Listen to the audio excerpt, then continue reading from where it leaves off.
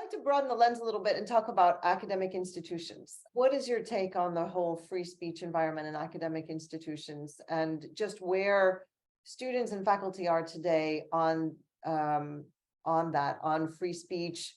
I am struck by, the need for open discourse. Yeah, and then at the same time, at UC Berkeley, we had this horrible free speech week led by Milo Yiannopoulos, and then Right. all the clowns came in.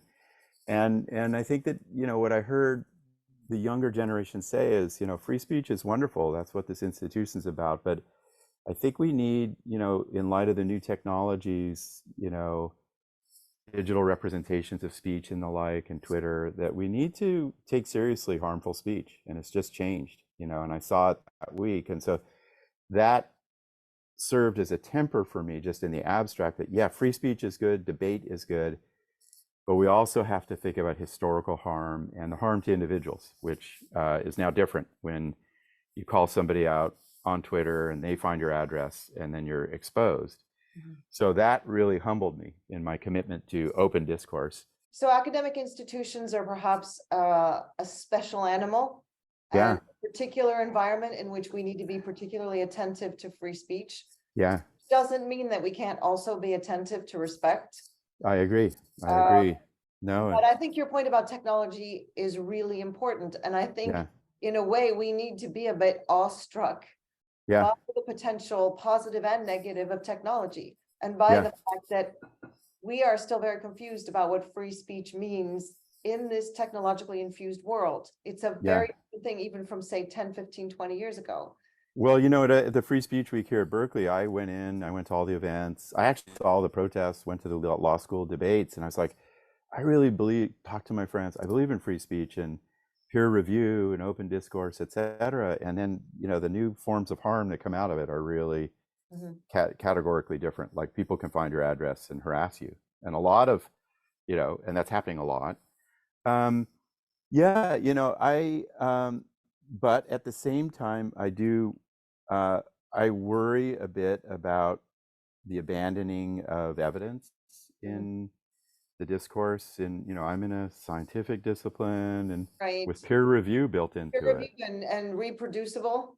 Yeah, so we take that really, and so we're working on it, and we know about all the biases. But so I worry about the kind of the default claim, like everything is constructed. But I also think it's so complicated. It's a moment where power structures are shifting, and we have to let these new voices make their case, and then arrive at a new set of principles for free speech, which I think is where we are. Academic institutions are very specific places with a particular responsibility to protect free speech. Yeah, I agree. And I think that free speech is critical, even geopolitically. If we look at authoritarian regimes, what do? They control a narrative, very much by falsity.